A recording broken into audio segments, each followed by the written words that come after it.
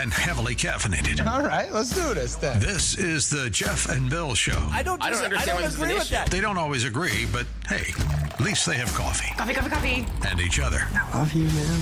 God help us. I want to bless him. We need all the help we can get. Now here's Jeff Hunt and Bill Thorpe. The Jeff and Bill Show on News Talk 710 KNUS. 7 a.m. in the Mile High City on this Wednesday, October 1st, 2025. Good morning, Denver, Colorado. You've tuned in to the Jeff and Bill Show, News Talk 710 KNUS. I'm your co-host, Jeff Hunt, along with Bill Thorpe, bringing you the freshest insights, hottest takes from the right, left, and center. I was thrilled yesterday. America is back. No compromises. President Trump, along with Defense Secretary of War Pete Hegseth, calling out the fat woke generals dragging down our fighting force and vowing to purge the Pentagon of divisive DEI nonsense. The left losing their mind over yesterday's speech, but I thought it was perfect. Exactly what this country needs. Billy and I are going to discuss this hour and want to hear directly from you as well. Give us a call, 303-696-1971. Text us on the Dan Capitalist Law text line at 720-819-5115.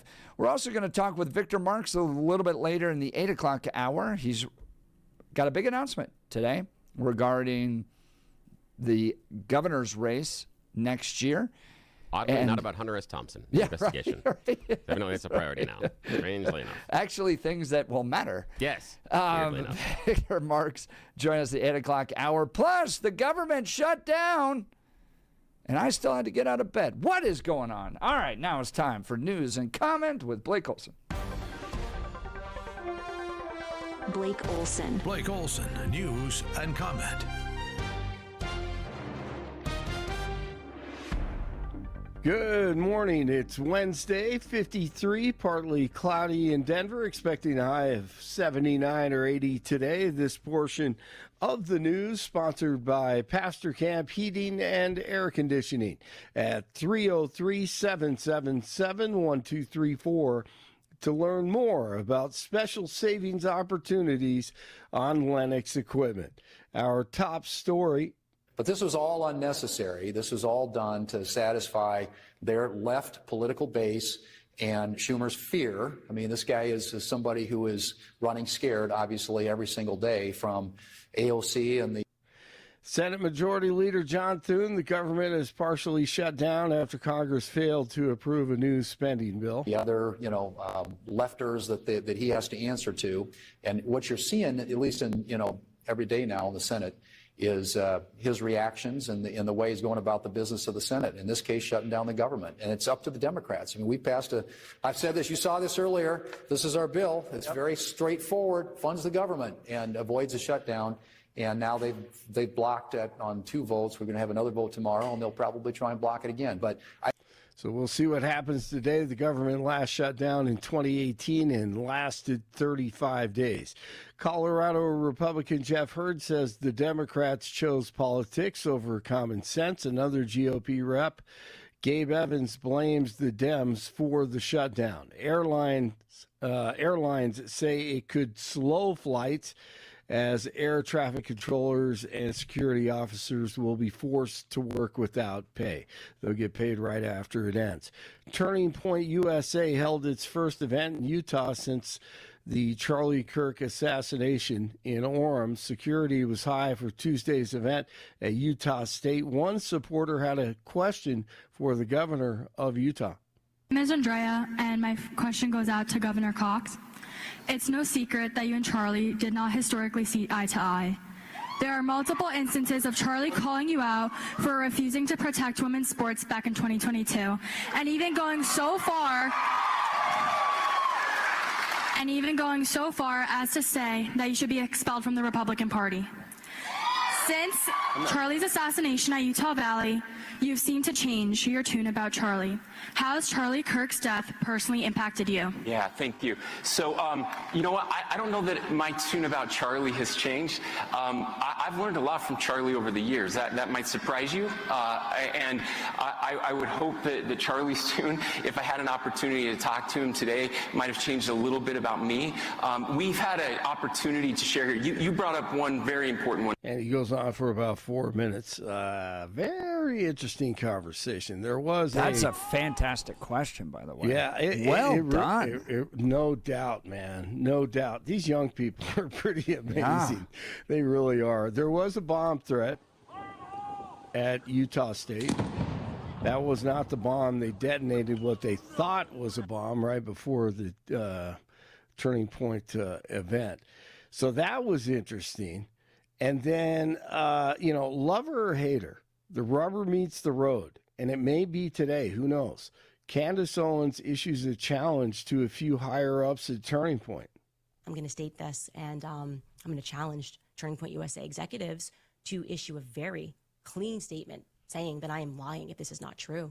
About 48 hours before Charlie Kirk died, Charlie informed people at Turning Point, as well as Jewish donors and a rabbi, that he had no choice but to abandon the pro-Israel cause outright, okay? Charlie was done.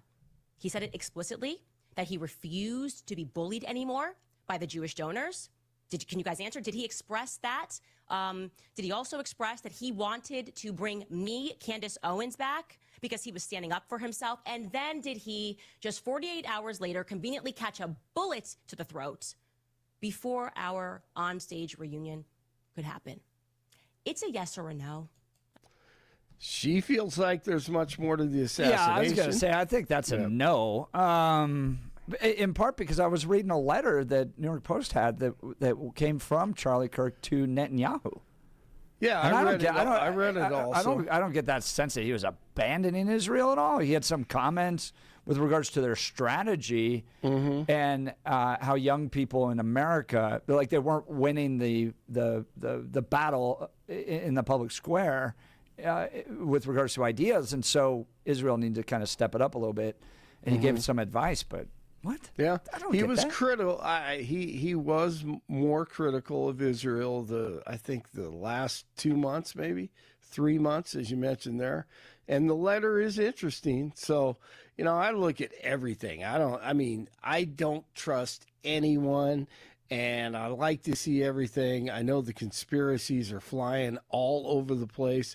But she issued this. We'll see what Turning Point does. It will be fascinating to see if they even answer her. And she will continue. But, remember, they were close and they remained friends. Not close friends recently, but she knows everything about what goes on in that world. So it's fascinating to listen to. Baseball postseason is underway. The Tigers took Game 1 over the Guardians in the American League Wild Card Series, and the Cubs beat the Padres in the first game of their National League Wild Card Series at Wrigley. The Red Sox over the Yankees, and the Dodgers beat the Reds. And for Jeff, new addition was great, man. Bobby Brown, Ralph Tresvant, Johnny Gill. Come on.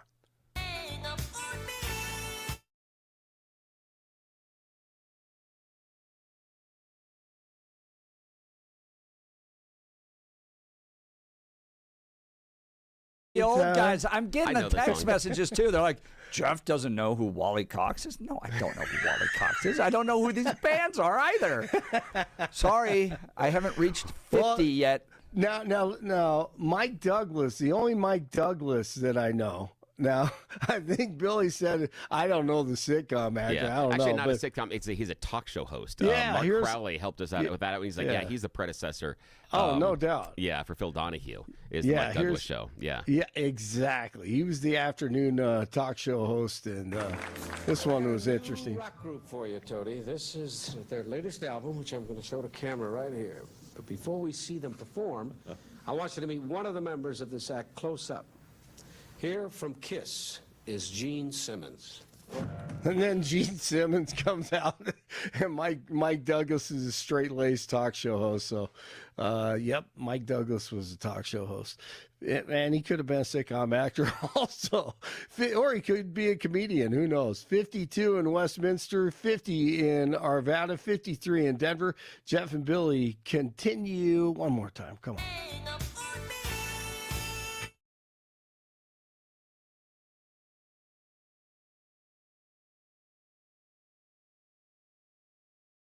Something's wrong with our line. Fantastic. Or we need, we need something like that every time our lines go and down. apologies for everybody that had to listen to Blake and I sing there. So sorry. Yeah, absolutely. So I know you're eating. I'm sorry. Well, you sounded Oh, really God, no, good, I'm horrible. actually. I'm horrible. No, you sounded pretty good. Blake Olson, News Talk 710 KNUS. Beautiful weather to end September, and the first couple of days of October look pretty good as well. Mostly sunny to partly sunny. Temperatures in the upper 70s, lows tonight near 50, and highs 70s to the lower 80s for Wednesday, Thursday, and Friday. Slight chance of an isolated shower or two today, likely dry Wednesday and Thursday. Weather is a service of L&L Heating and Air Conditioning. For quick, trustworthy, and dependable service, call L&L Heating and Air Conditioning at 720-851-1691. Visit them online at bestdenverhvac.com. You'll be comfortable with L&L. Meteorologist Don Day in the 710 KNUS Weather Center.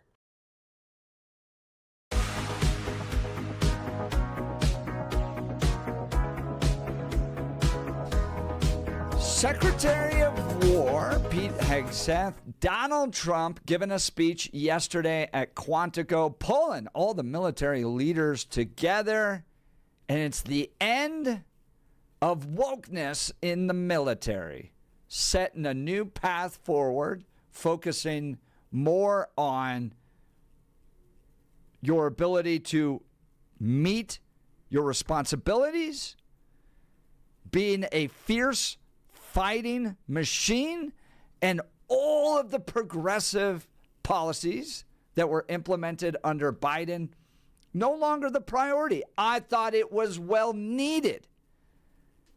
Because I want to take you back and just remind you what we went through under Biden, right? You had diversity, equity, and inclusion policies. In fact, they expanded the chief diversity and inclusion officer roles across the military. Military academies from West Point to Annapolis, Colorado Springs, all integrating DEI training and curricula. Department of Defense promoted extremism training across the force, which basically called out conservatives. You had transgender service members. Biden reversing Trump's ban, restoring the ability of transgender individuals to openly serve. But not only that, the Department of Defense began covering gender transition-related medical procedures, including hormones and surgeries for service members and some dependents. The Biden administration focused on climate change as a national security priority. The Pentagon declaring climate change a national security threat multiplier. Biden directed the military to electrify vehicle fleets, invest in renewable energy at bases, and prepare for climate-related operations. They also funded abortion access and travel. After the Supreme Court overturned Roe v. Wade, the Pentagon, under Biden, implemented a policy covering travel and leave for service members seeking abortions. Vaccine mandates. Remember that? The Department of Defense enforced a COVID-19 vaccine mandate from 2021 to 2023. Thousands of service members were discharged or denied promotions for refusing the vaccine, leading to lawsuits and accusations of ideological purges.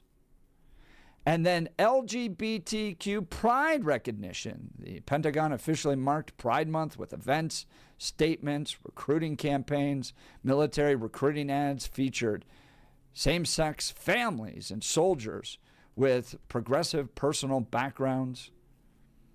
And then the criticism that the real threat facing America was domestic right-wing extremism. So this was all under Biden's leadership of the military, and recruitment numbers plummeted. In some cases, the Army missed it by 25%.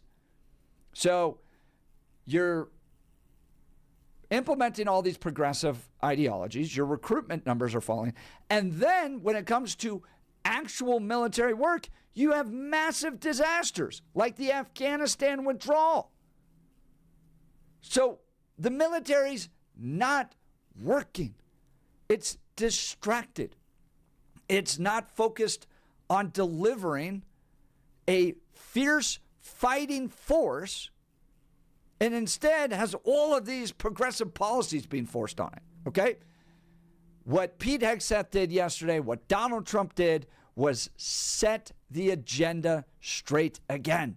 Get the military back to being a fierce fighting force. That you need to be physically fit. That you need to be focused on the mission. That we want you to be fierce fighters.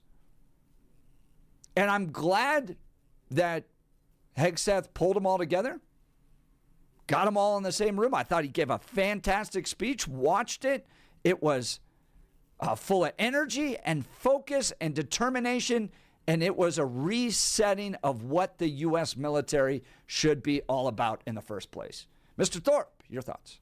Yeah, that was a campaign speech. It was a meeting that could have been an email, and they put it on Fox News. We paid millions of dollars to move those people into Quantico, and we could have had them stay home and watch it on TV. There's nothing really new. It was a campaign speech. It was a bunch of rah-rah. And I understand the idea of the wanting to make the correlation between, oh my gosh, these DEI programs, oh my gosh, recruitment fell. I have seen nothing that has verified that. Not saying it doesn't exist. I just publicly, personally have not run across anything that shows a correlation or causation between the two. Okay, correlation possibly, not causation. Don't see any causation between the two. And in fact, in 2024, some of the recruitment numbers were back up. And so again, that would have been during the election cycle. But of course, I'm sure they're all going to go, oh, that's because they were anticipating Trump was coming in. I'm sure that's going to be the excuse for it. But you'd have to show me. You'd have to show me the research behind that, because you'd have to show me the research that it fell because the DEI. I just haven't seen that. It seems like it's just a resetting of priorities. What do you attribute the fault to?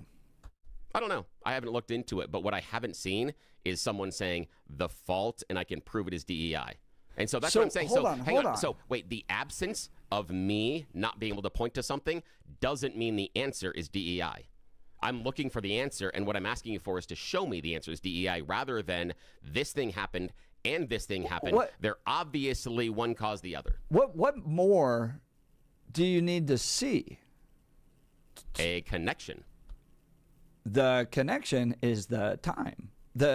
No, under the Biden administration, Biden administration, recruitment dropped dramatically.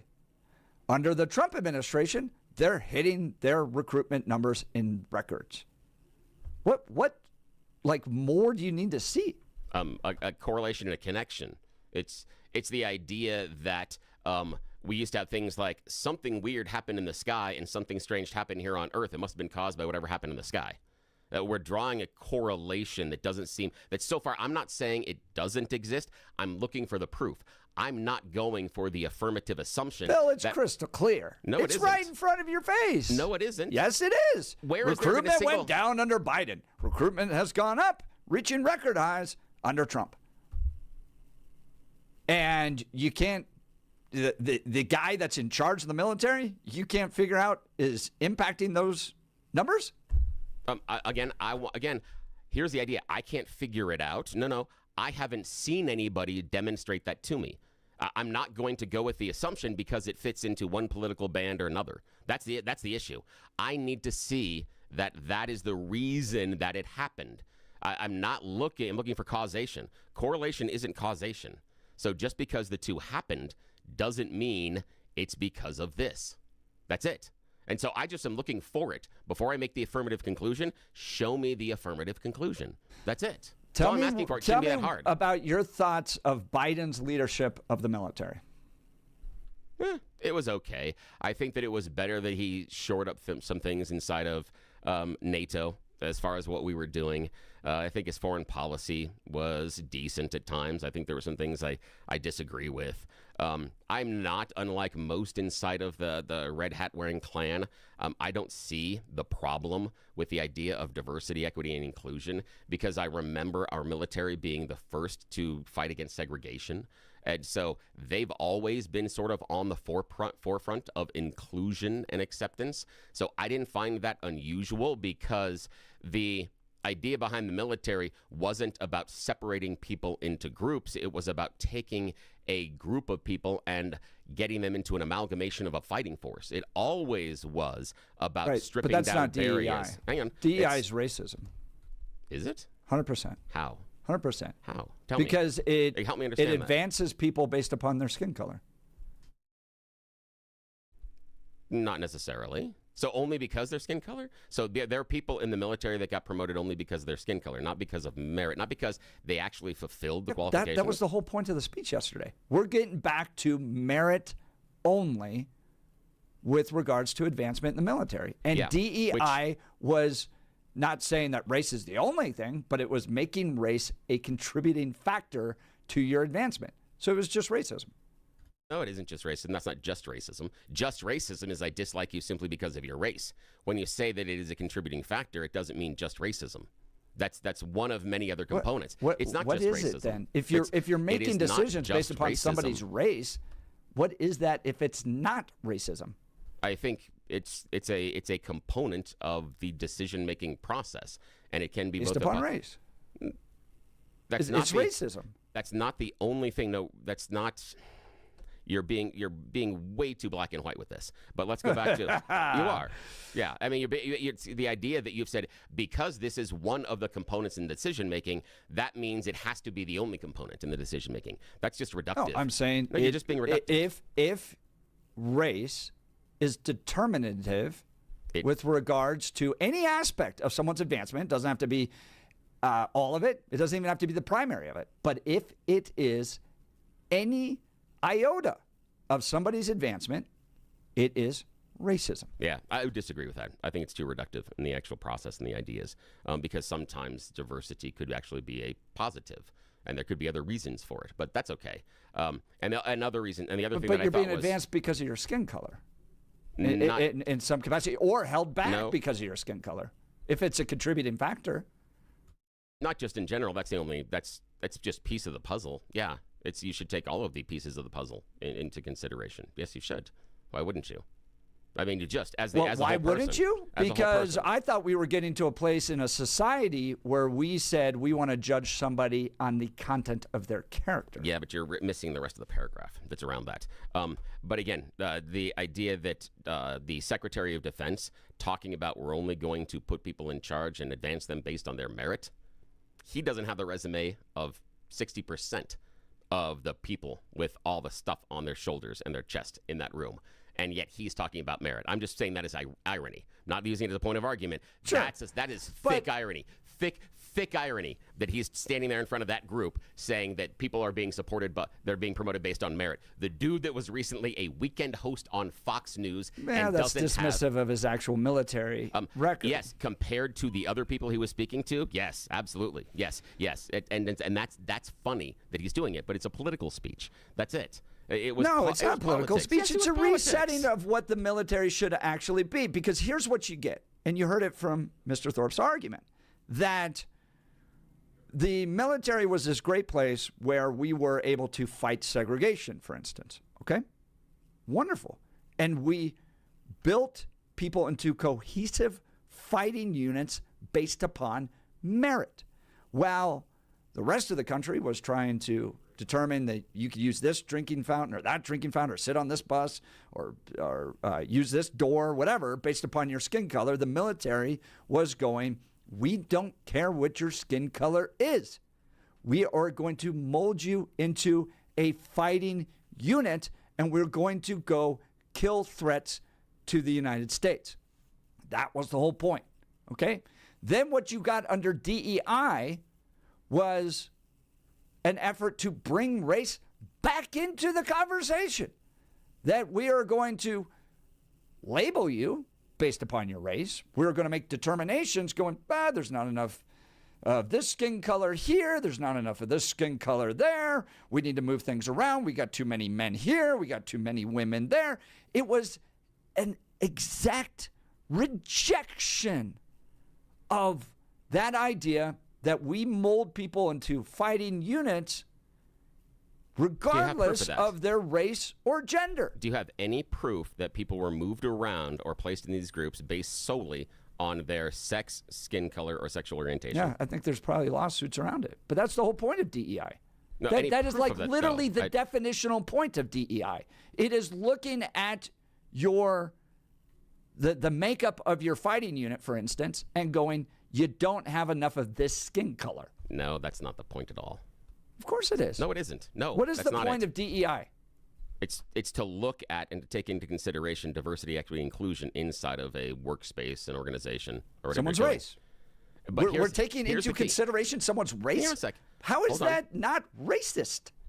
Because racist is being prejudicial and being against someone. When you're taking it into consideration and making it part of the entire whole, it's not racism, because the racism is saying that because you look this way or have this type of ethnicity, I'm going to reject you flat out. It's exactly the opposite. The idea of diversity and equity and inclusion is to take that as portion of it. What you're looking at is you seem to be under the belief that DEI is the only decision-making process, that the only reason we make this. No, that's how you're describing it. You just said, Jeff, you just said that because of DEI, we were moving these people all over the place. That because that's exactly what I just said, that DEI is the only plank of the decision-making process. That's what you just said. If race is part of the consideration, that is racism.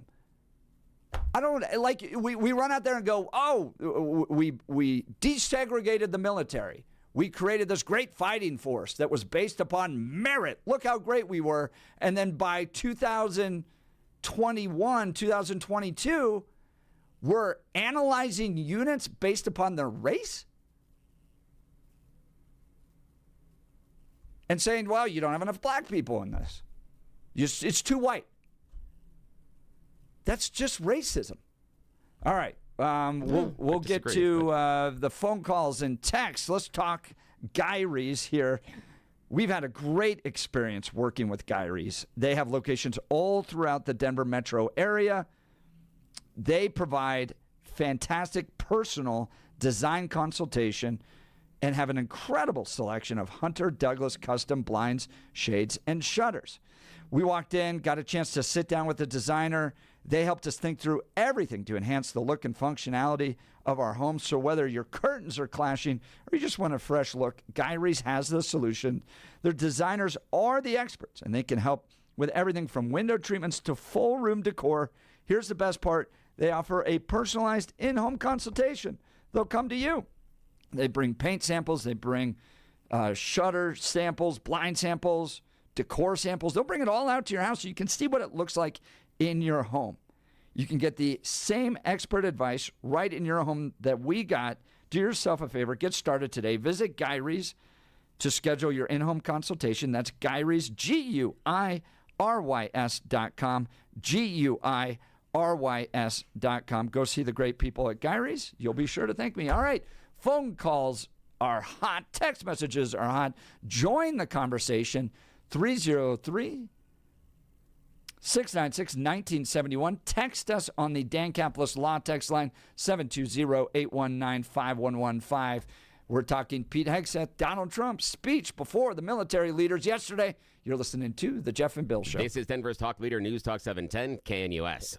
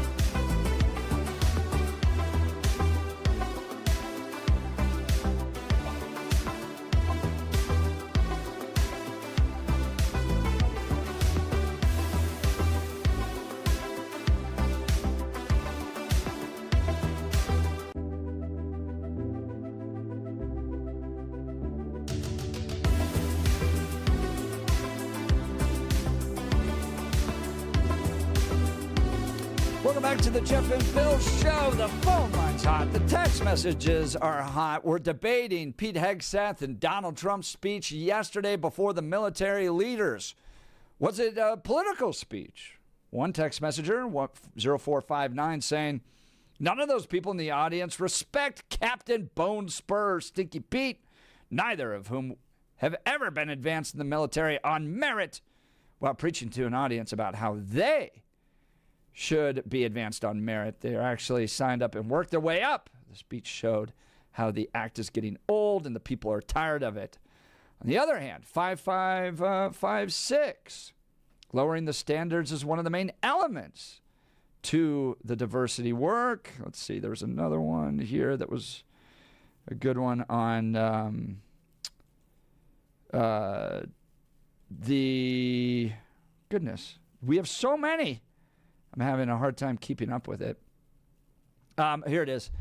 1036. In the military under Biden, we were absolutely separated based on race, sex, and religion. Literally put in different rooms and given different training. Yes, I could name a dozen senior leaders that were promoted solely on their demographics. And yes, there are hundreds of DOD-wide surveys that say people left or didn't join because of DEI in the military. Under Trump, we win wars. Let's go to the phone lines. Dave in Divine. Good morning, Dave. You're on with Jeff and Bill. Morning.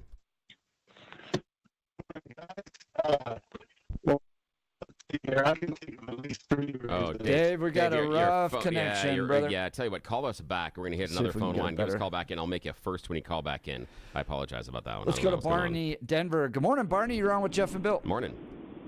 Yeah, Dave, your phone service sucks. But I want to say something about Victor March before I set Billy straight on the military. When you guys interview him, you won't let me call in. I think that guy, if you've got a lot of money to spend, he's going to lead a lot of money. And all I know, you guys really slap the handgun out of your hand when you've got it held his face. I can't remember what they call that, but that's who this guy is. Are you with me? Yeah. Yeah. Do you know what I'm talking about? Like the guy sticks a gun in your face and he literally slaps it out of their hands and has it in his hand. It was in a Denzel Washington movie. Anyway, doesn't matter. The guy's awesome. He really is. His story is neat.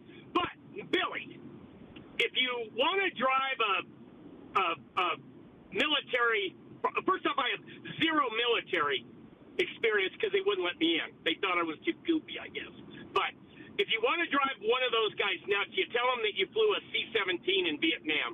They didn't have C-17s in Vietnam, but I know it drives my brother nuts when I tell them this. The military is a special animal. It's different. None of this touchy-feely, lovey-dovey touch crap works. When you go into basic training, that drilling, you need to think that drill instructor can literally rip your head off. And kill you. Basically, there needs to be some fear. You cannot have all this. If you want to come to work in a dress in the military, you really don't belong in there. You're a hazard. Now, I would disagree with Jeff. Jeff DI was also promoting women, which I guess you could say, I don't know. That's not racism, but it's wrong. If you're the guy, If you're a man, woman, I don't care I don't care what you are. If you're the best qualified, you go. You know, you don't have to be in the Navy SEALs and have arms like Arnold Schwarzenegger. You know, a lot of the guys with little twig arms are pretty bad dudes. So it's not like the image that everybody. It's just it's a special breed. And all this touchy-feely, we have destroyed the military with that. All these touchy-feely generals, Martin Milley, and I do not like Pete Hegseth, but I think he's the man for the job. I think he's slimy. I think he's kind of gross, but I think he's the man for the job. You need somebody in there gross and disgusting that's going to clean this out. Because out of all the government departments, yeah, the military can do it right, but God, you guys, the Pentagon is full of disgust and waste and fat and just junk that we don't need. But I think it's great. Damn right you should be able to do a pull-up at 64 years old. If you're a general, I don't give a hell who you are. You should be able to do what the average, you're not going to be super Joe, super whatever, but you ought to be able to do the bare minimum, period. Woman, man, child, dog, cat, I don't care what it is. And Eisenhower figured it out like right now. You've got black guys coming in to save white guys' rear ends in war. You're damn right you're all going to live together and you're all going to get along. He figured out long before our country did. 30 years, really, before our country did. So, I don't know. This guy has got it right. Billy, I'm sorry, but sometimes some of us just got to shut up and let the pros take care of this. And the guys that the military has been, the Army has been so corrupted, so wussified. I think the Russians look at us and they think, like their stupid little ad with that cartoon with the girl that had two mommies. Christ almighty, you're talking about the United States Army, and that's the best you can do? A cartoon for a recruitment ad? Trust me, Billy, the recruitment is going to be way up with this guy, guarantee it. Like I said, don't like Pete Hegseth, but I think he's the right man for the job. That's my opinion, and I'm going to stick to it. Did you hang up on me? No, we got you. Billy's trying to manage the phones because you're kicking them off so hot, Barney. Bill, thoughts to what Barney said? I missed portions of it because I was talking to somebody else there. The wussified Army. The Army has been wussified. In what way, though? Is it I'm looking at? Because the recruitment ads are cartoons featuring two moms. Okay. Does Billy, that mean, the military. I don't understand. Billy, the military, if you want it to work, when you walk through that door and they shave your head, they don't care what your mommy did to you or your daddy did to you or where you grew up. They don't care if you came from a billionaire's family or so Barney, explain to me why then you're mad about an advertisement that has two mommies in it. Why is that what's making you mad then? Because it was stupid, and you're not going to recruit people I don't understand. by a cart. You mean? Billy, all right, wait, Billy, hang on. Wait. Hold on, Barney. Are you saying that someone that has two moms would never have the ability or the desire to join the military? Absolutely not. Okay, then I understand. So tell me why. So tell me why does it become the point of recruitment? No, you can use anything to recruit somebody. Why is their mom's relationship with another woman become a point of recruitment? What do you mean by a point of recruitment? Are they saying? Put it in an ad. Well, hang on a sec. Hold on a sec here. Wait, hold on. So if we had a mom and a dad in the advertising, you guys would have the same complaints? No, it's just no. Yeah, here's the thing. Barney, this is the point. Barney, this is the point that because the advertising reflected how society is, that yes. Because why is it in an ad? Who cares what? No one cares what my family structure was if I'm joining the Army. Wait, it's be all you can be. Let's go kill bad guys. I know, but the point was you guys are missing the point. No, the point was you included that in the advertising because you were virtue signaling. Go ahead, Barney. No, the issue is Barney. The issue is y'all have your DEI antenna up, and you're so triggered by anything that you don't think should reflect what you thought America looked like in the 1950s. You guys lose your crap. The issue is this is an ad. No, Barney. This was an advertisement that reflected other families in this country, and that maybe the parents could be proud. If I'm remembering the ad, could be proud of what their kid does. That's it. Unless you think that people that are raised by two moms can't join the military. Virtue signaling. Barney, go ahead. No, please. it's just about reflecting what society is. Let Barney talk. Listen, you have a lot of time to talk. If you're going to run ad, if you want to recruit these guys, do a fly-by-by with an F-35 or something. You want people to go in there, do something good for their country. That's not how advertising. That's not Barney. That's not the advertising motive. Once you walk Barney. in the military, Barney. They strip you down. Barney. They strip you down. They Hey, Barney. don't care, man. That's irrelevant to the advertising. Hang on a sec, Barney. The advertising. Billy. Wait, Barney, please let me finish. The advertising is most effective when it reflects the conditions that someone else finds themselves in. And the idea being problem solution is the most basic form of the advertising and marketing. The idea being there's someone like me that has a similar problem. Look, there's the solution. There's the option. I'm going to do that. The reason the two moms existed in the ad was because we have families that have two moms. I'm sorry that's hard and gets everybody else hurt about it. But you're missing. I don't think it's a problem that you have two moms. I don't think it's a problem. You were all mad about it a second ago. Only if you think you're going to walk in the military and you're going to get treated different. Nobody gets treated different in the military. Where in the advertisement, Barney, tell me where in the advertisement it said because you have two moms, you're going to be treated differently in the military. It was our cartoon. Where? A cartoon. Where did it say that? Barney, you're drawing a conclusion. Where did it say Billy, that? I don't care about her two mommies. I really don't. Listen, Yeah, you did. You're the one that brought it up. About her two mommies. You're the one Billy, that brought it up. I want care a that lot about guy. it. Look, you care a lot. even the guy, even Mr. Joe. Come on, let him Joe finish. Tough Guy. Billy, even Mr. Joe Tough Guy. Let's go back to Tillman. Tillman was probably not a very good. He didn't work well with others. Let's just go with that. And let me go back. If you want to talk about DEI, that helicopter, because I'll give you a little credit, but that helicopter that crashed into that plane in Washington, all over the Potomac, whatever airport it was going into, Ronald Reagan or wherever, that woman, first off, probably had no business flying that aircraft.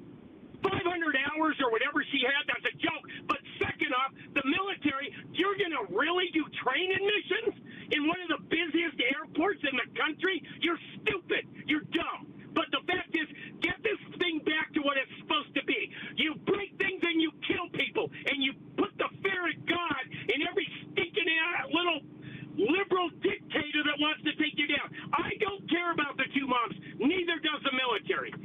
You called about it, Barney. I appreciate the phone call, but you called about it. You're mad about it. You're absolutely upset about it. You're the one that brought it up in the advertisement. And if we want to talk about break things and kill people, then you really got to take a long, hard look at Trump's speech as well there. Because who is he saying is the target to break things and kill? Who are the targets that he put out there? But again, going back to the DEI, the fact that the two mommies appeared in the advertisement is because it's reflecting the more It's basically reflecting virtue signaling. No, it's not virtue signaling at all. 100%. No, not in the least. No, no more so than when you saw minority people start appearing in McDonald's advertisements. No, because those people also go to McDonald's.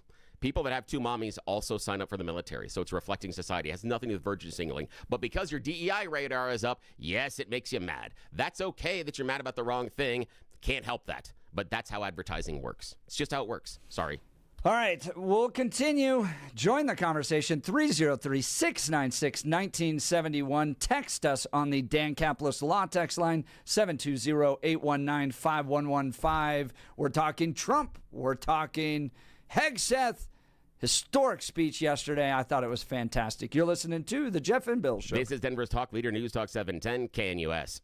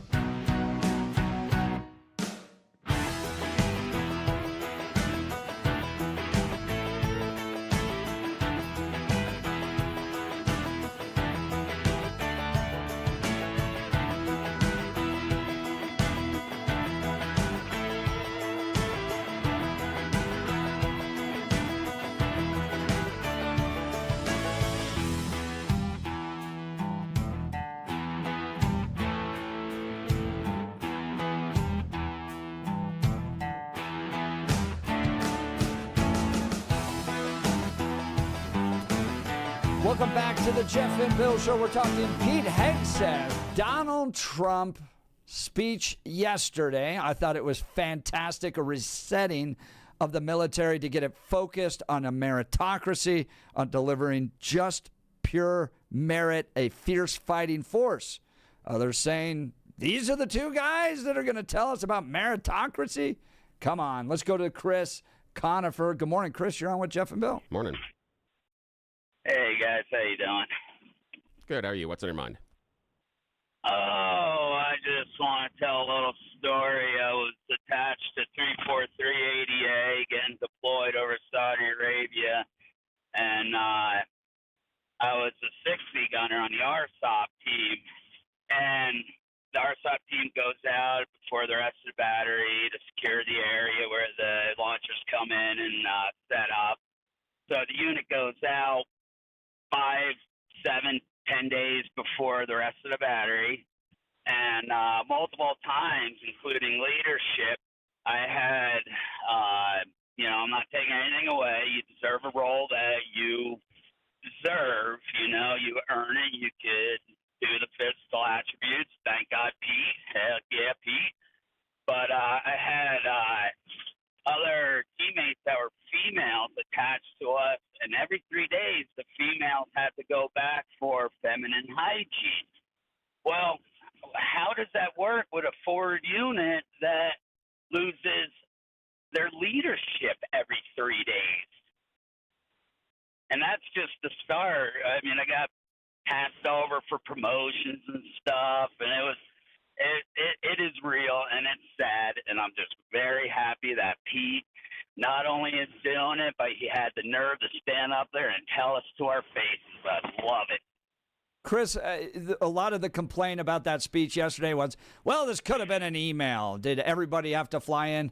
I think when you are resetting the standards for an entity as critical as the U.S. military, and you want it to be crystal clear, you want the top brass in the room, and you want to do it face to face. Your thoughts, Chris?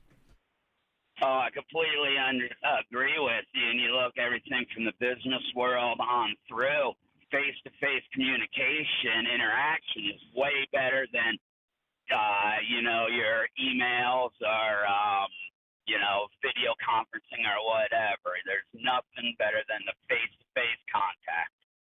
Chris Conifer, I appreciate it. Thanks so much for the phone call, and thank you for your service. Yeah, we all love those large lectures that we had in college. That was definitely the most efficient and the best teaching you got when you're in a room with hundreds of other students and the guys down at the bottom lecturing. Yep, that was great. Let's go to Tony and Littleton. That couldn't have been a Zoom call. Yeah, Tony, absolutely. you're on with Jeff and Bill. Hey, good morning. Morning.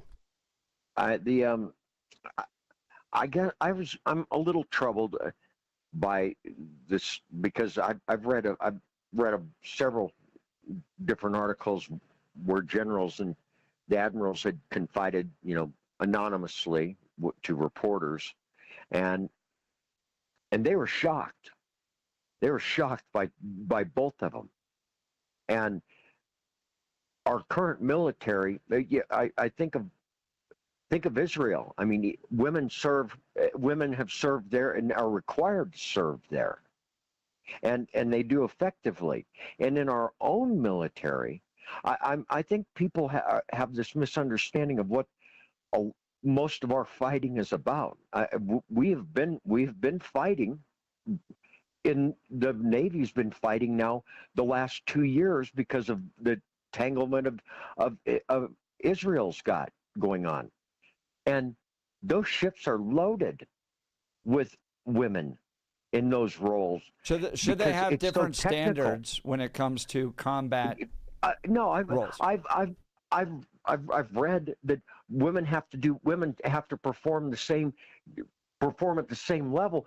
And I'm sure that frontline soldiers, the Army, those standards are probably very hard for women to hit, but they have to hit those roles if they want to be in a combat position in the Army. But where women are most populous in the military is in the Air Force and the Navy, where it's technical and they need the smartest people they can get. They're I don't think operating anybody's machines. talking about They're fighting wars. They're fighting. Not including Our fighting is now at hundreds of miles apart, and that's the way most of our fighting against China or Russia would be. It's not going to be in the trenches. And it's silly, and the generals know that, and the admirals know that, and they've got women on their staffs and their teams that are performing at very high levels. Tony, I don't think anyone's saying we don't want women in the military, and in fact, Pete Hegseth thanks all the women for their service. But if you're getting into combat roles, you want the fiercest fighters. Period. That's it. All right, we got Victor Marks coming up. You're listening to